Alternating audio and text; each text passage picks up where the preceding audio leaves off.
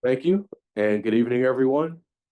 I'd like to call to order the Tuesday, February 4th, 2025 meeting of the Cheltenham School District Facilities Committee. I will start first with a roll call, starting with Dr. Whiting. Ross Whiting, present.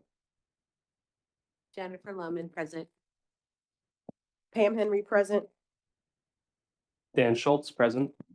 Zachary Epps, present. Leah Mulhern, present. Robin Murphy, present. And Charles Bordeaux Williams, present. At this time, I'll entertain a motion to approve the minutes from the January Facilities Committee meeting. Is there a motion? So moved. Second. Jennifer Lohman. All those in favor? Aye. Aye. Thank you. The minutes are approved, and now I'll pass it over to Mr. Holman for our presentation for tonight. Thank you, sir.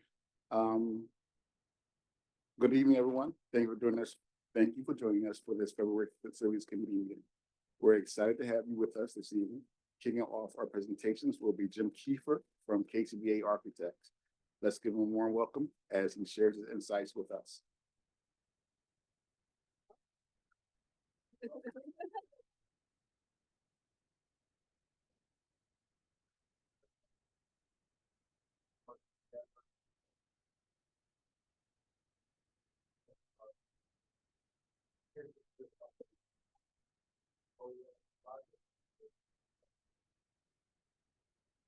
Hey, Jim, before you begin, could I give a quick overview of the long-range capital plan feasibility study?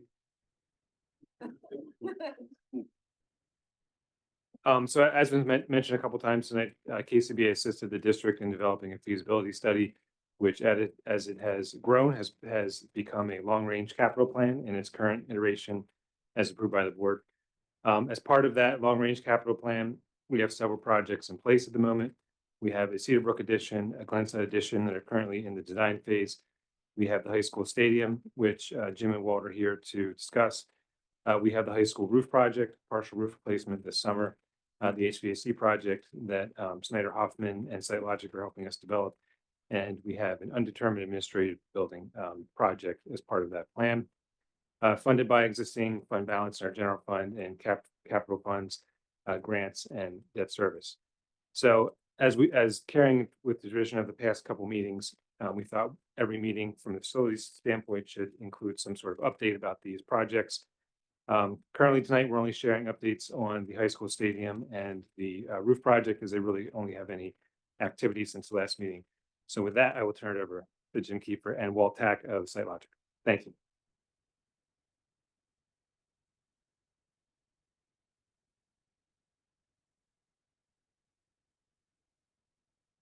For quite a long time.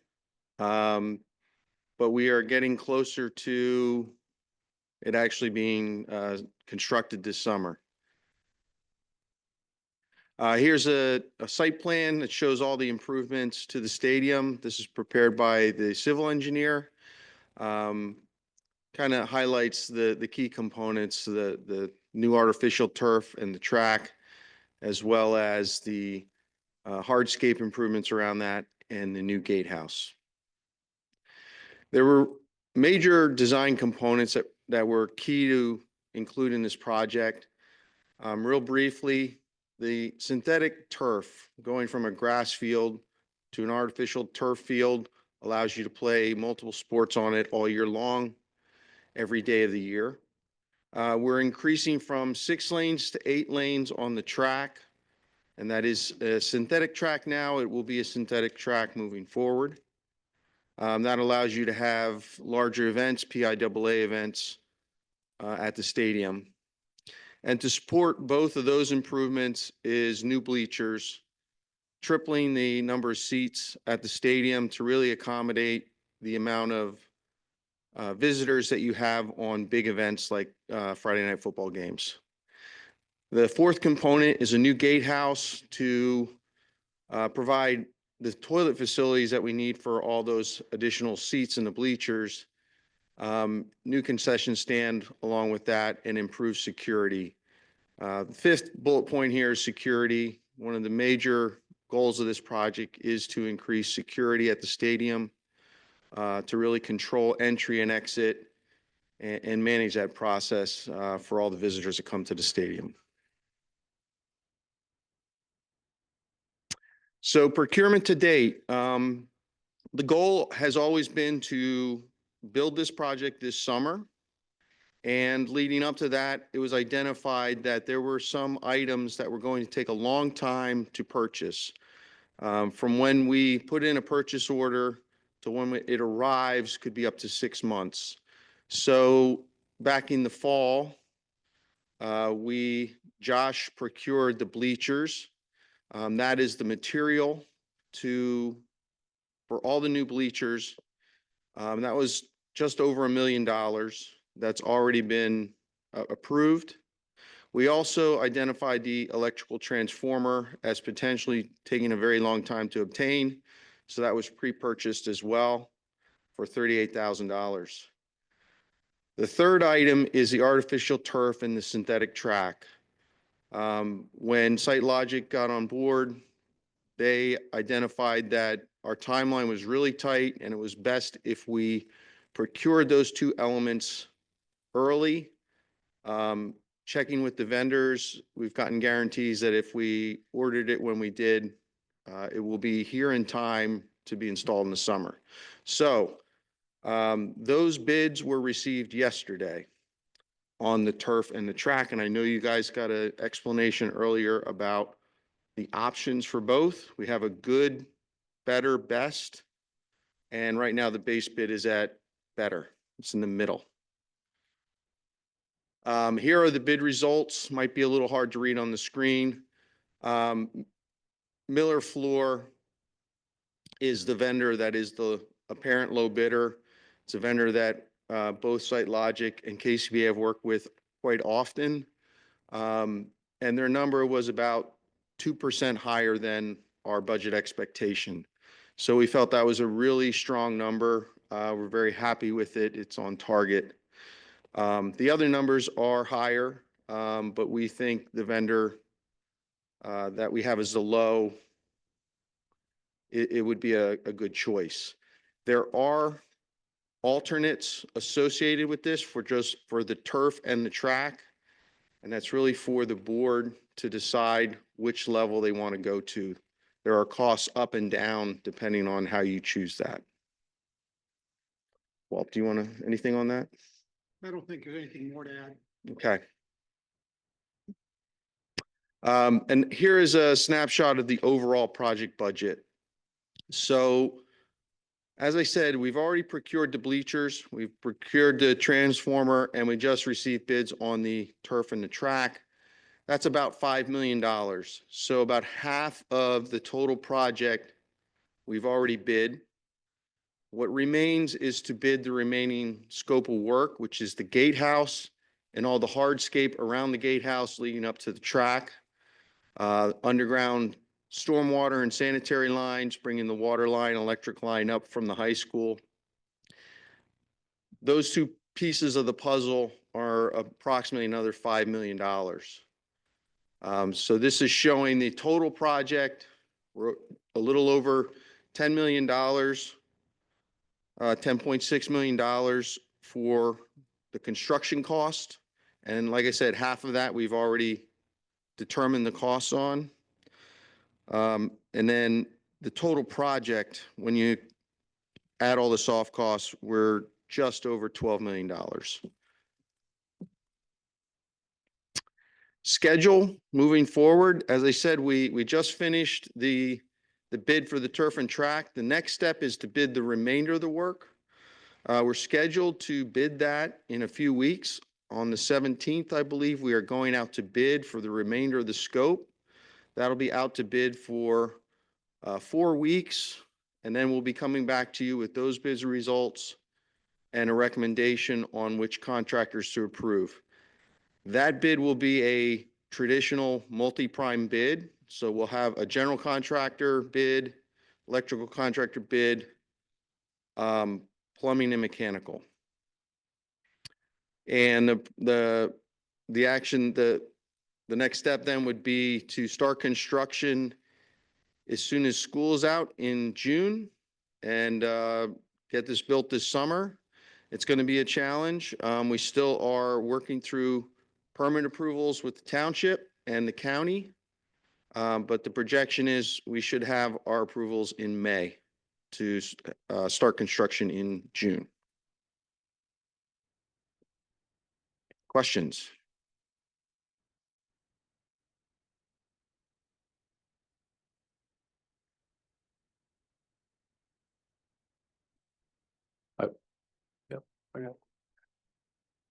Going to the board for questions, Dr. Whiting.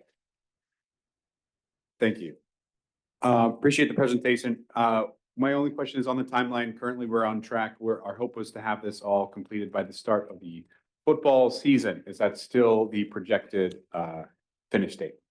That is the goal. That is what we are telling contractors to anticipate when they bid the project.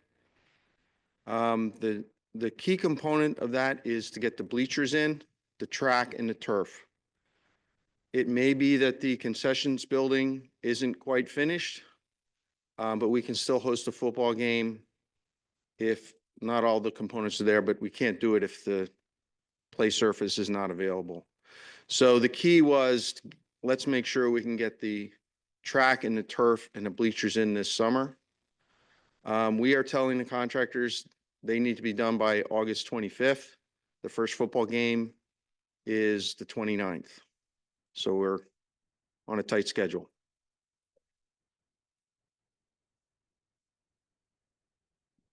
Any other board questions?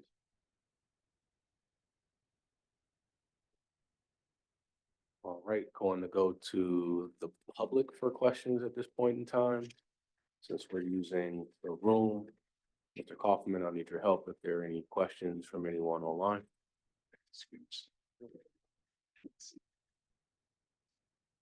Okay. All right, thank you. Mr. Swiger, anything additional? I know that there's a few other slides. Next slide. The one other update that happened earlier this January, I believe we mentioned this at the last meeting as well, was that we received a grant, the facility improvement grant from the state. Cheltenham had $1 million to contribute towards 75% of the project cost. We originally bid a section of the roof anticipating that would cost greater than what we needed the project to be, which is 1.3 million to qualify for all of that grant. But good news, the bid that we received came in low at $1.1 million. So we did bid a unit price on roofing, and we were able to capture another section of the roof to replace to get to that $1.3 million threshold, so that we could capture the entirety of the $1 million grant. That section of roof is section 220 or section 21, which is adjacent to the two that were approved above Stratton Hall. And that will have to be approved by the board in the form of a change order for $303,000. That will bring the grant to approximately $1.4 million, and we will be able to submit for reimbursement for $1 million from that. And that's it. Thank you, Mr. Swiger. Any board questions on the last slide that was shared? Mr. Schultz. Thank you, Mr. Bedell Williams. I was just wanted to understand you said section 21 was selected.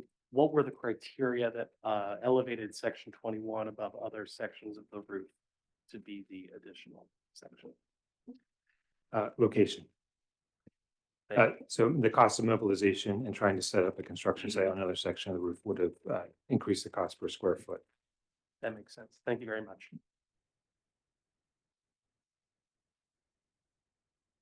Mr. Epps. Not a question, comment, more so. I'd be remiss, it is, Black History Month. So I know there are efforts to work with contractors who are minority or women owned. So whenever we were getting highlights recently, so I know there's still efforts going on. So when we can do that, we'll certainly we'll celebrate that with you when we know, and encourage you to continue, encourage, all of our contractors as well to, search and, when possible, work with minority-owned businesses. Thank you, Mr. Epps. Any additional board comment? And Mr. Kaufman, I think there are two comments in the Q&A.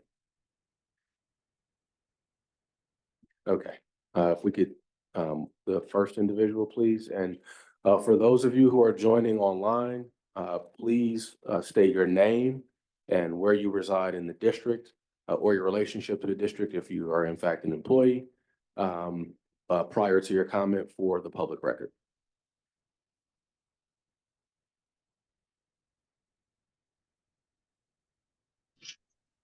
All right. Hello? Yes, hello, you're unmuted. We can hear you. Yeah, I just wanted to say, the first football game is the 22nd of August, not the 29th. And I was wondering why there was a discrepancy of that. I'm on the phone. Just briefly, thank you for the comment. Just briefly, can you share your name and where you reside? Yeah, I'm Novice Ezel. I live in Glenside. I'm a parent. I have a student at Cedarbrook, 2 students at the high school. Okay, thank you. Mrs. Swire? Is that a scrimmage or a game? That so it's at home. I'm not sure if it's a scrimmage or a game. Let me check. I was told it was a game. Okay, if it's a game, if need be, we can revise the end date as the date has not been released yet. Yes, it is a game. It is not a scrimmage on the 22nd of August. Okay, received. And then my other question is against Northeast High School. Okay. And then my other question is, since the construction is in June, that means track will be holding their home events at home this year? That is correct. Okay, thank you. Thank you. And Mr. Kaufman, do we have additional hands raised? Thank you. All right, Michael Brooks, we're going to unmute you. And when you come on, again, as mentioned, please your name and where you reside in the district for public record prior to your comment. Good afternoon, everyone. Michael Brooks, Elkins Park, parent of 2, current senior. My question is in relationship to the last information in reference to the district looking at minority contractors, recognizing that this current federal administration is gung-ho on DEI. Is there any concern by Cheltenham School District of the trickle-down effect of targeting when it comes to our initiatives, when it comes to exploring minority contractors and the ramifications of retaliation when it comes to a trickle down from the state and to the district? Is there a game plan if there is? Mr. Brooks, if you could be so kind, this is Dr. Scriven.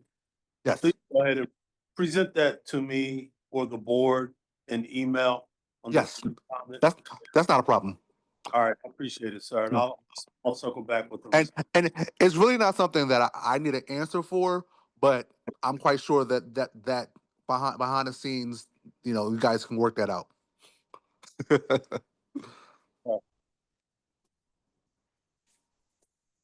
Thank you. Mr. Kaufman, that was the only 2 comments that we had? All right, thank you. Any additional board comment? All right, I'll entertain a motion to adjourn the meeting. So move, Pam Henry. Second. Aye. Aye. And the meeting is adjourned. Thank you all.